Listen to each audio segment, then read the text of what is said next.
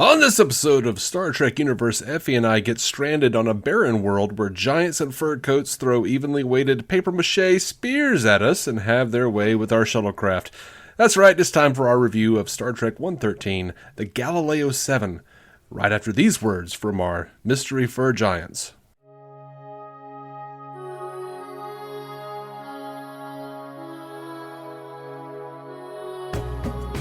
Welcome into Star Trek Universe, a podcast usually with two fellas who grew up together watching all the new Star Trek and talking about it. This time it's me and my friend Effie, and Effie has not seen any of this. You haven't seen anything. I've no clue.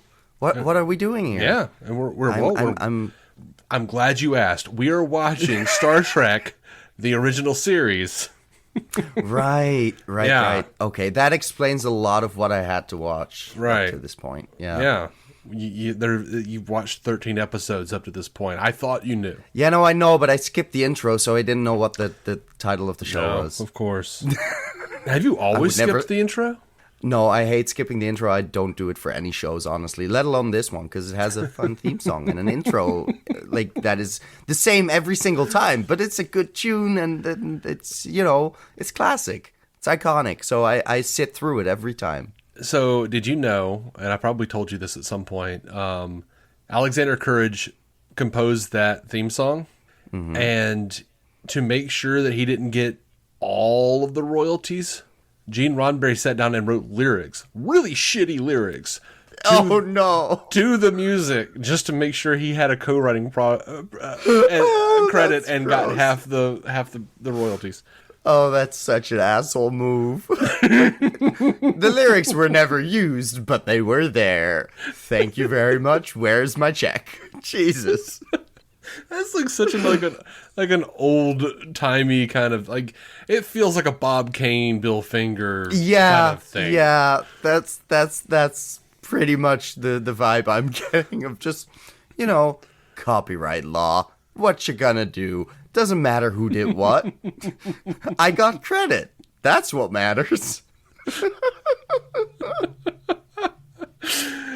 It's awful. And we shouldn't be laughing at it, but it is funny with how horrible it is. It's absolutely, but I feel like that's the case every time Roddenberry comes up. Yeah, where it's like a lot of times. Yeah. He was a person. Yes. What shall we say about him? All right. Well. The Memory Alpha synopsis for the Galileo 7 reads sparsely. Spock faces difficult command decisions when his shuttle crashes on a hostile world populated by barbarous giants. Mm-hmm. They do seem to get less giant as they get closer to the actors of the... But other than that, giants. And also, the spears they're throwing seem way bigger than even they could handle. Yeah, they're not quite up to size. It's not proportional. Not quite.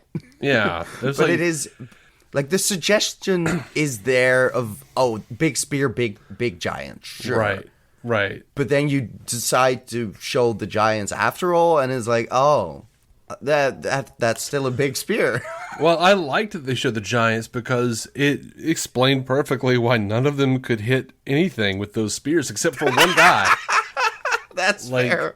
You guys really need to hone your spear making because you're making them way too big. It's taking you 4 of them to just kind of toss it over an edge and hope it falls flat on top of somebody. Yeah, no, they're not. The throwing technique needs some work too, because it is very much the pointy part is supposed to land first. No one went through javelin throwing in high school. That is that's the issue. The educational system on the giant planet needs to be reformed. Yeah, and I love that just random shields were just falling. Just big skin-made shields or just tumbling down the rocks. Yeah, I was just throw a rock. like what is why the leathery, like don't you need that for something? Yeah, you would think. And then they could, they did throw rocks, and Yeah, eventually. They just kind of stumbled down, like, they weren't aimed, like, it didn't feel like, and... No, but they were too heavy to really aim, of course. They had to just sort of roll down the hill, and then Spock had to, like, drag himself under it to oh no, it hit me, just stay here, rock, don't move. I cannot move this rock, somebody help me. yeah well, he had to hold it on because there was there was a stiff breeze that was going to push the styrofoam away. Basically. Well, okay, so I think we've culled most of the low-hanging fruit. Absolutely, yeah. Got to get that out of the way at first.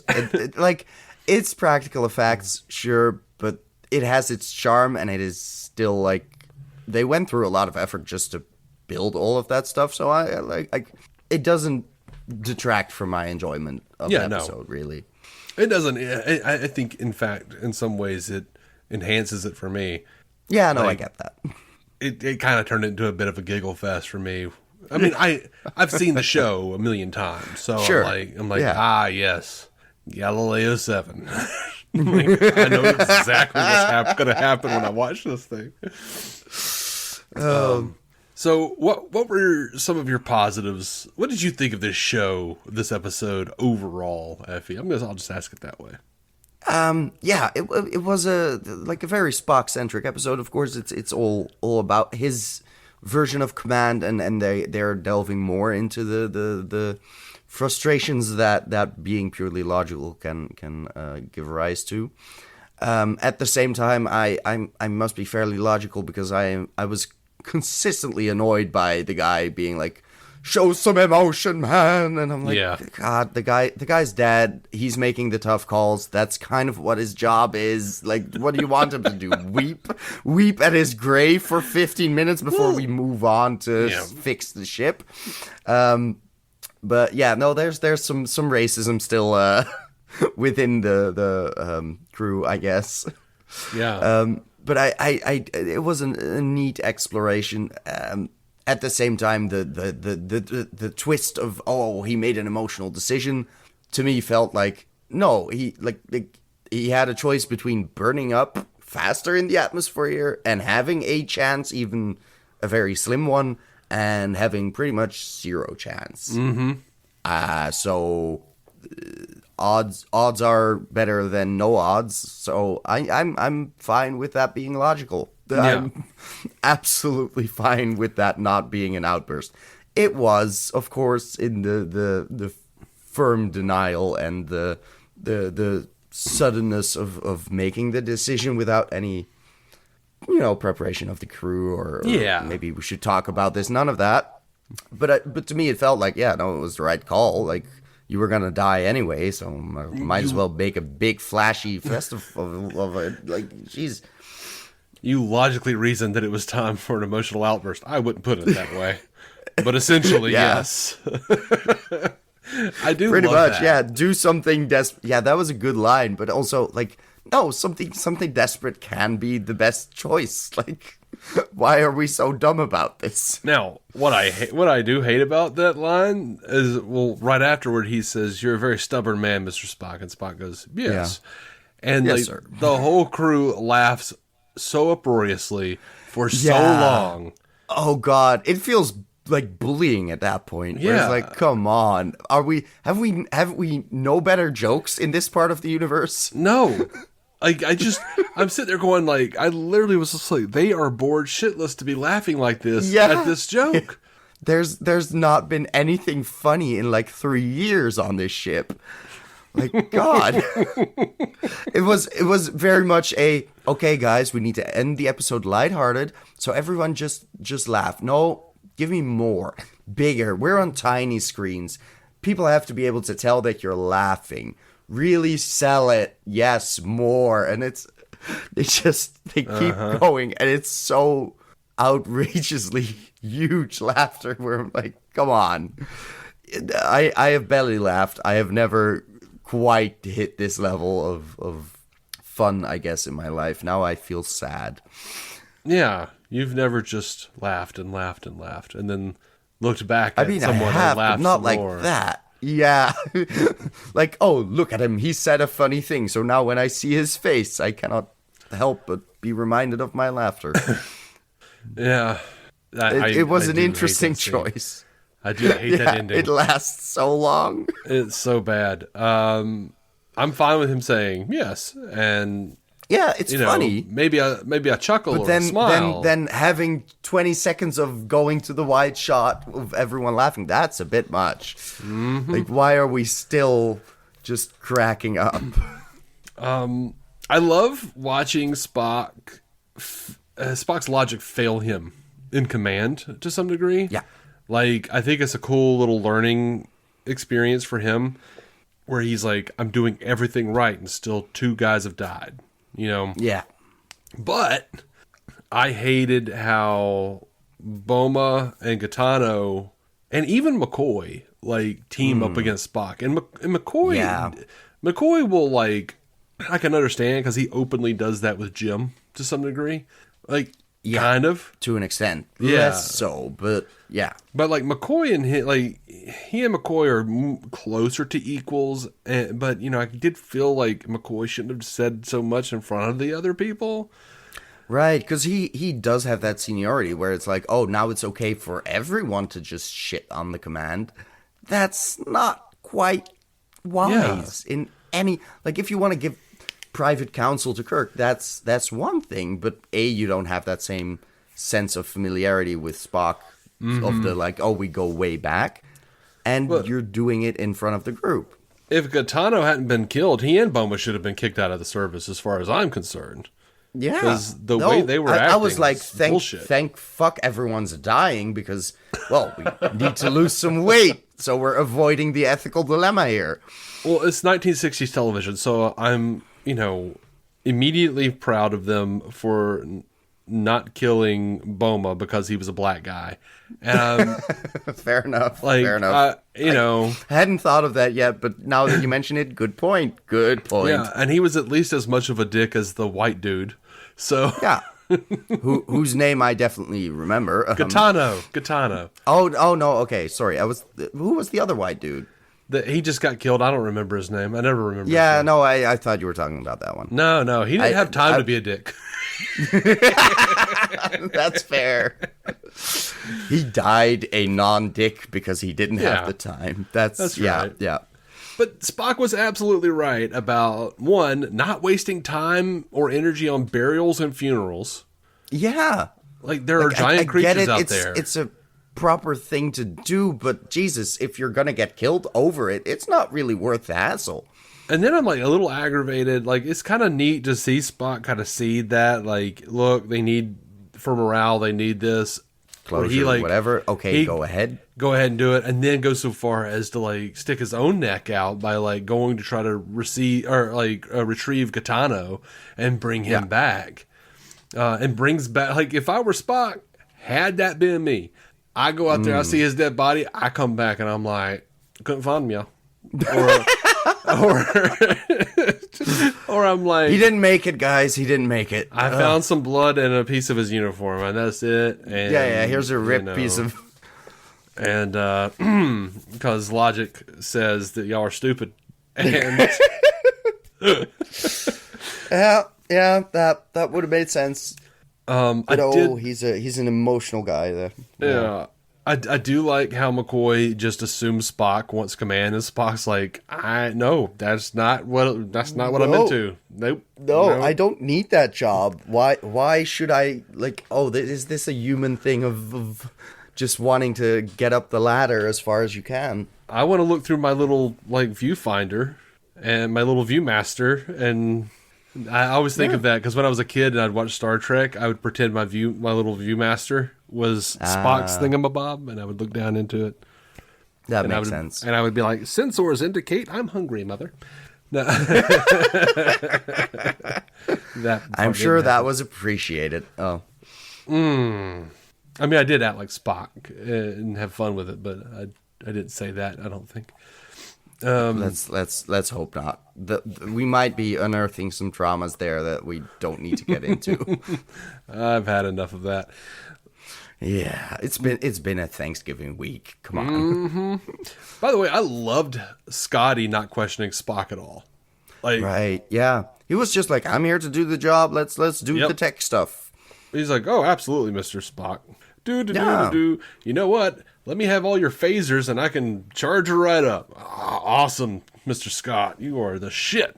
Like why wouldn't you give up your phases for that? You want to kill some giants while we're out here and have zero chance to escape? That's not useful. And while he was wrong, and miscalculated what the fur giants would do, and that they would have an emotional outburst. I mean, I did like this, that Spock was like, I mean, they don't know us. They're freaking out. We're not going to kill them. Yeah, there's no reason on first contact to be like, let's kill these motherfuckers. Right. That to me was like, oh, you're very trigger happy, Jesus. Mm-hmm. So in that moment, I was also on Spock's side of just, but why not be a bit more compassionate? Because they were gonna have that emotional outburst if you shot their friends as well. Mm-hmm. Like that would have been far more predictable. Yep. So really, what would you have us do? Kill the entire population? Because that's not going to happen. The underlings are underlings for a reason. They have some learning to do or dying. And they need to shut up and let yes, let it happen. Just please figure it out, Jesus. Let the Grim Reaper, come and ensconce your weak soul. You sniveling Starfleet officer that somehow got this far up in the ranks. Yeah. God knows how, but they were there. No. Okay, so let's talk about Kirk. Yeah, that part is also there in the episode. And I did like the extra world building of having a high commissioner suddenly with a different costume. And that was a nice addition. Yeah. So I get that Kirk has orders or whatever to study any quasars or quasar-like phenomenon. But they're also carrying vital medical supplies for this New Paris plague victim thing. Seems like maybe they should get to Marcus early just in case the ship they're rendezvousing with gets there early. Then they could save more lives. But what's also interesting about that is it kind of goes with the Spock plot, because plot A is very much Spock going by the logic book, or trying to, and it not working out. The needs of the many outweigh the needs of the few. While Kirk is risking the needs of the many, even to the point of sending a freaking second damn shuttle. To save the few. Yeah. And of course, Spock's desperate emotional outburst at the end is what allowed them to be seen, and Kirk never giving up, and little bit. Yeah, because he's stalling at the end, and it happens to work out. But if it hadn't, it would definitely have been a case of, what are you doing? Very, very towing that line of barely following orders, where it's like, this doesn't look good on your resume, but. It is very much the classic emotion versus logic thing they're exploring again. But I like that you noticed that mirror. Yeah, that makes it an interesting foil again to each other, and to have that ticking time on, but of the officer just yelling in his ear like, no, you don't have time. Come on, get on the road.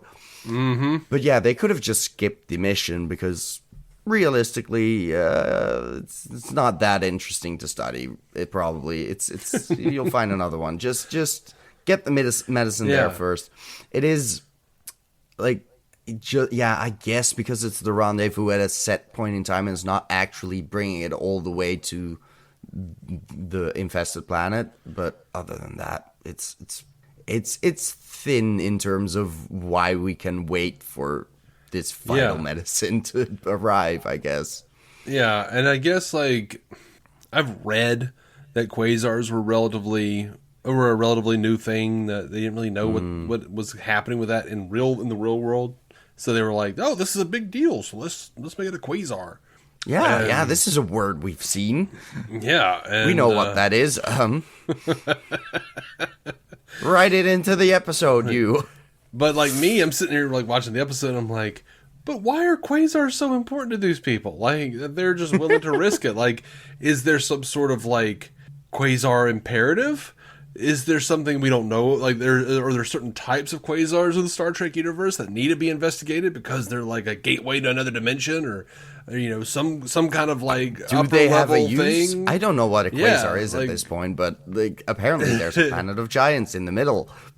Yeah, I mean, I've also read from people smarter than me that this episode in no way portrays a quasar that we know of. I'm sure. I'm sure the word means something entirely different. Yeah. So I don't like. It would have been cool if they had brought up like we have an enemy who's been using quasars to do X, Y, and Z, or like there's some sort of bullshit reason that you could revisit later in another episode. Like, no, we need to study this real quick.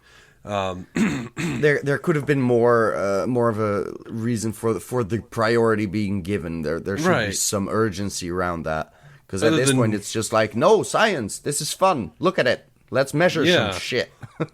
Yeah, it just seems like Kirk is kind of ADHD. It's like, hey, can we like Spock, can we scan that and is it stable? Cool.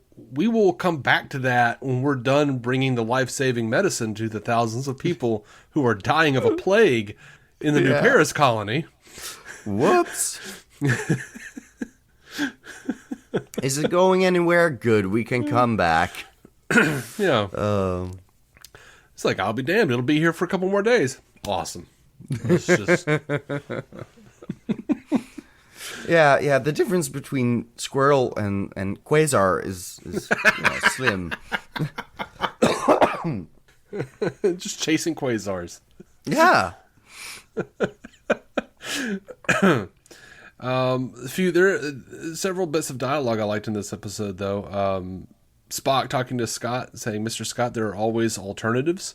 That sort of is a nice little precursor to a very famous Spock quote from one of the movies, "There are always possibilities."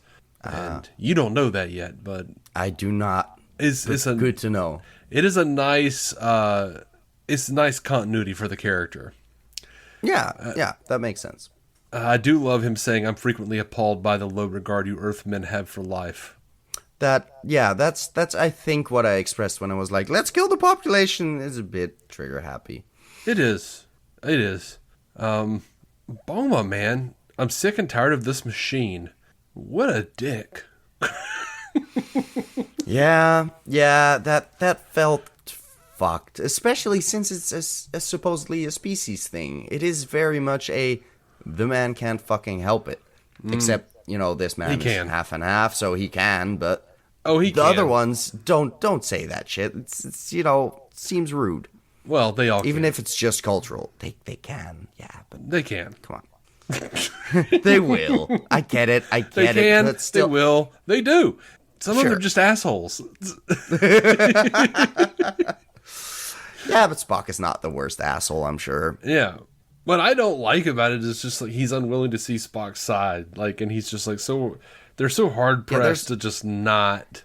Yeah, it's understand. just the logical reason must be the fucked up one, so I'm not going to agree with anything you have to say.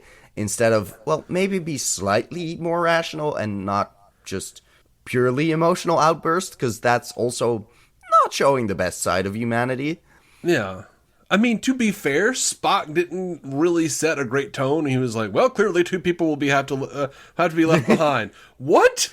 Yeah, he wasn't three people, amazing on the tactfulness of that whole exchange. No. He has no tact. No. One of his lesser qualities, lack of tact.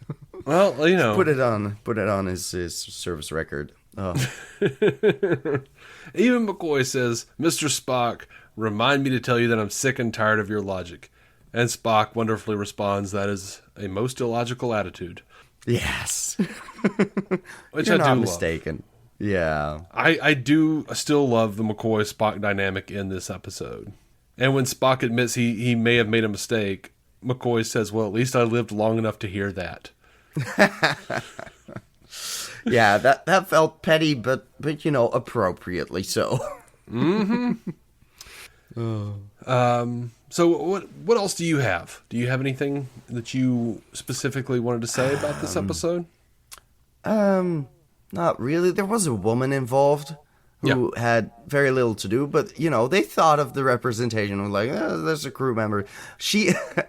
I remember at one point she fell back into that chair and she was just man-spreading as if she was going to fall over, but that was a delightful shot of just passing over her being like widespread in that chair. Yeah, and I think it looked funny. In one of those shots, I think she was laughing. Oh, probably. Yeah. That because I feel like she was actually falling over or just really struggling with that seat. Yeah, I wonder if they had him on a gimbal or something.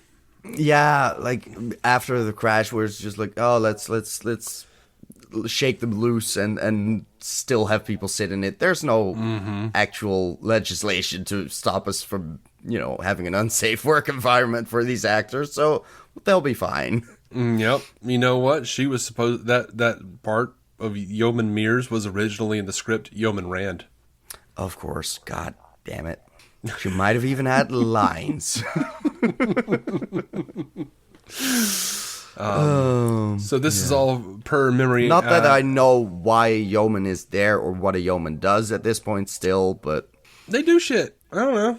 Yeah. I mean, not on this episode. In my mind, but all we know is they bring food to the captain, but sometimes apparently they're also on the Galileo. Just I don't know. Yeah. I'm also very curious about because this is the first time I recall seeing the shuttle bay and the shuttle itself, which I have access to the enhanced stuff on Netflix, so I have no idea what that looked like in the original version. Which I was immediately curious about because I was like, ooh, CG and a nice font on the side to differentiate the shuttles. I guess that was delightful. Yeah, you can find it. It had a charm to it. Yeah, you can find it. I'm sure I could. I just haven't yet. They have comparison videos all over YouTube. That makes sense. I'll look into that. It doesn't look terrible, honestly. Oh, good. Now, like the planet, the quasar, and like them igniting all of that looks pretty rough. I'm sure. But it's also CG from a while ago, so it's still gonna look slightly weird anyway. So we're all fine. Yep. I'm looking at the original Murasaki, and that's a different quasar. Yeah. Looks better in some ways, honestly. Yeah, sometimes that happens.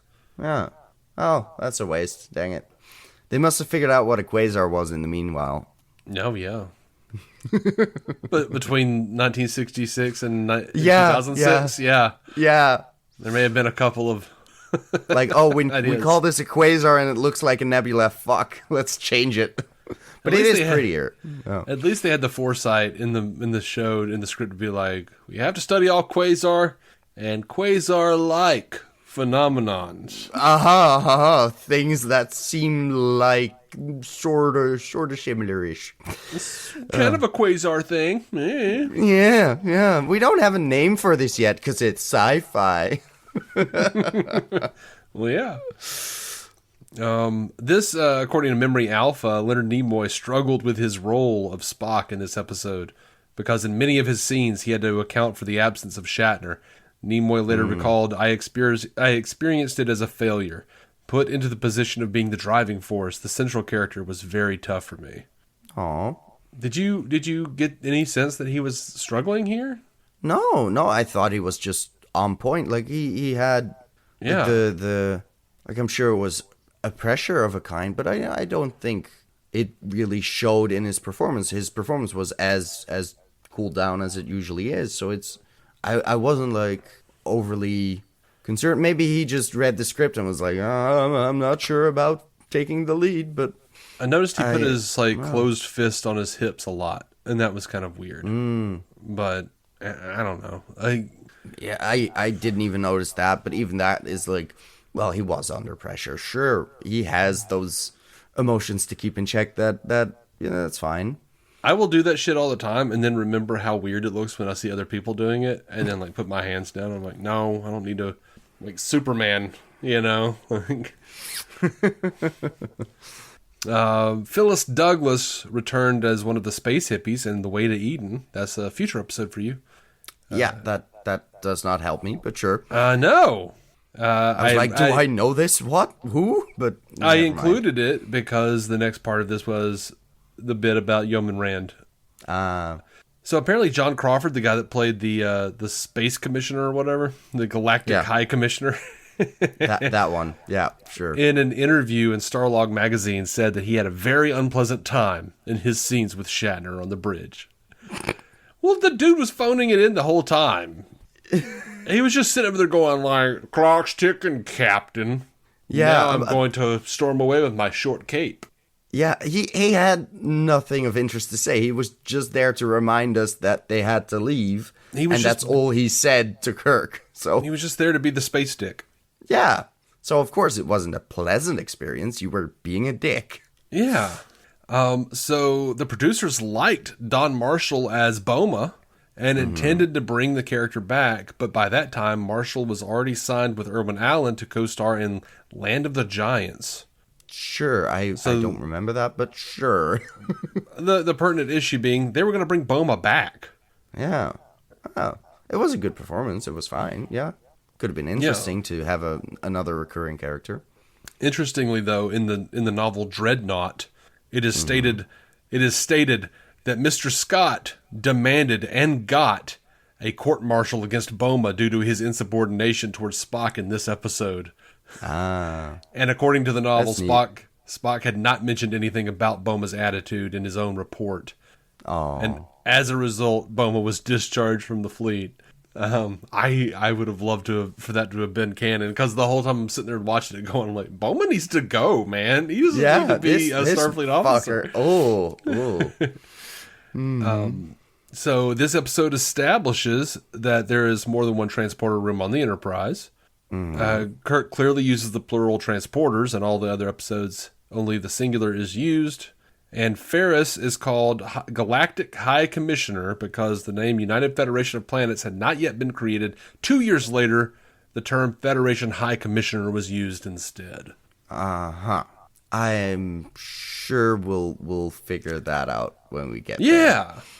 Lots of jargon.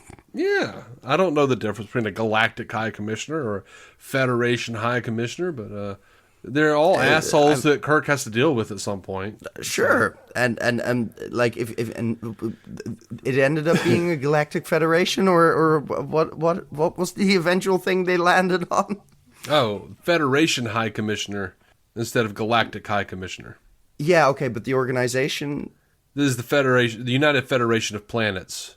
Okay, so they dropped the galactic shit altogether. Sure. Yeah, okay. Like there's the United Federation of Planets, of which Starfleet is an institution within. Right. Yeah. I'm slowly learning. Yeah, they were too at this point. They were too at this point. They were making some shit up. I get that. Yeah. By the way, we got a little bit of feedback to close out the episode. Ooh. It's always a surprise to me. I like that. Don't tell me shit. I love it. Tired and Old Lord Magnus over on Twitter. A good name, sir. A good name. When I met him, he was just Lord Magnus. But as it goes with anyone who's spent too much time on Twitter, eventually. Or too much time with me. I wasn't going to say that, but we'll see. You know, we have a couple episodes to go of this show. Jesus. Lord Magnus says, great last few episodes. I would love to chop it with Effie. I love TOS and she sounds fun. Okay, can we redo that? Because I heard you breaking up. The connection was dropping out. So I heard nothing of that. Oh. Lord Magnus set is all I need to... You write down the time. Okay. All right, Lord Magnus says, great last few episodes. I would love to chop it with Effie. I love TOS, and she sounds fun. Oh, that's sweet. I had to be like, chop it. Chop what? I've been chopped. I looked it up. Apparently, chop means cut something into pieces with repeated sharp blows of an axe or knife. See, that's what I thought it was. Yeah. Now I'm see, this is why I don't spend a lot of time on Twitter, just to be safe. But I'm glad I seem fun. That's good. Yeah. And TOS is fun too. So I'm having a good time. It's possible because I did see there was another entry that said chop it is slang for talk. Oh, sure. It might be that one. But really, how do you know in advance? I don't. So bring a knife or an axe. Yeah, I bring a gun to a knife fight just to be safe. Well, yeah, we're just gonna talk. I'll hide my axe in my backpack. Right. It'll be fine. Yeah. No. But I'm available to talk. I am. To be found on the Instas and technically on the Twitter, but I'm never there. So. Well, I'll tell you this: Lord Magnus is good people. So that's a good start. If he's going to chop anything, it won't be you. Oh, we're chopping something else together. That would be fun, actually. I've seen those TikToks of women just chopping wood and wearing, well, not necessarily lumberjacks, but plaid and the shirts that are used to be called wife beaters. Damn it! But anyways, those thirst traps get on my feet. Are they really? God, that is. There is no other word for those things. Jesus. Well, people who beat their wives won't stop wearing them. It's just... Maybe that's the issue. Yeah, let's change that first. You know what? I like to know them when I want to see them coming. I'm good. Just... Okay, fair enough. The point being, lumberjack thirst traps are like... I could get with that, making that kind of content. Let's chop it. All right. Meanwhile, I'm over here. An axe. Meanwhile, I'm over here going like, I say, that man's coming over here wearing a spouse slapper. Oh, that's a good alternative. Yeah. Anyway. Yeah. Let's keep it to consensual slaps of spouses. Yeah. I mean, we don't know. You don't know if it's it could be a kink thing. It doesn't have to be like a negative wife beating. No. I would hope not. Like if you're coming out as a wife beater, I'd hope you'd have like. Though I would imagine your wife beater would be made of leather if that was the case. Oh yeah, those are absolutely available. So handy rope. Oh yeah. Some shibari wife beaters. That would be neat actually. Like the leather ones I know are out there on the internet, but this would be a good purchase. Yeah, I need someone who can rope me in that. Yeah. I'm thankful I'm not into that shit because like I would be like I'm poor, so like I would have to have a wife beater fashioned out of like cheap like dress belts. Right, yeah. Just here are old belts I used to wear to church. And anyways, if you're interested in our new BDSM podcast, it's not coming. It's not. We're not doing that. It's called It Hurts.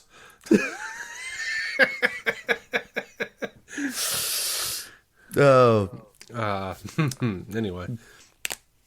That's it. That's all for this episode. I encourage all of you to write us messages.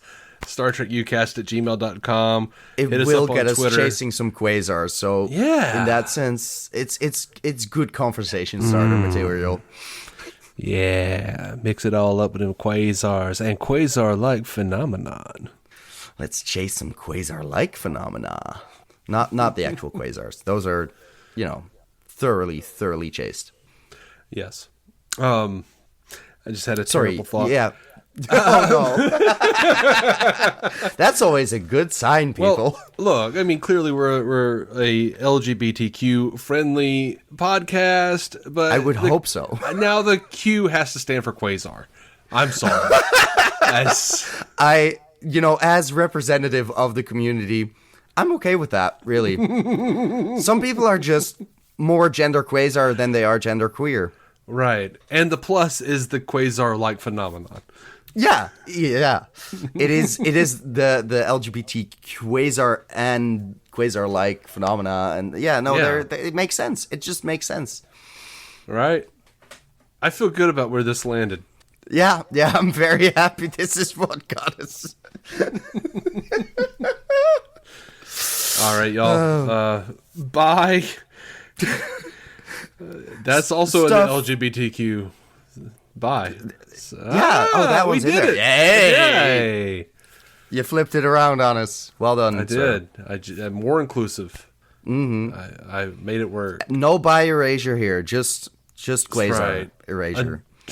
Until next time. What was it? Joel Untrue. So long, yeah. I almost said keep some DC on your screen, damn it. Joel Untrue, live long and prosper, and of course, eat a dick, people. Eat a dick. Thank you for listening to the Star Trek Universe Podcast, a Stranded Panda production. If you'd like to hear more from David C. Roberson, check out the DC On Screen podcast or maladjusted.tv for his web videos. If you'd like to hear more from Matthew Carroll, check out the Marvel Cinematic Universe podcast or listen to his music. Just search for Matthew Carroll anywhere you get music.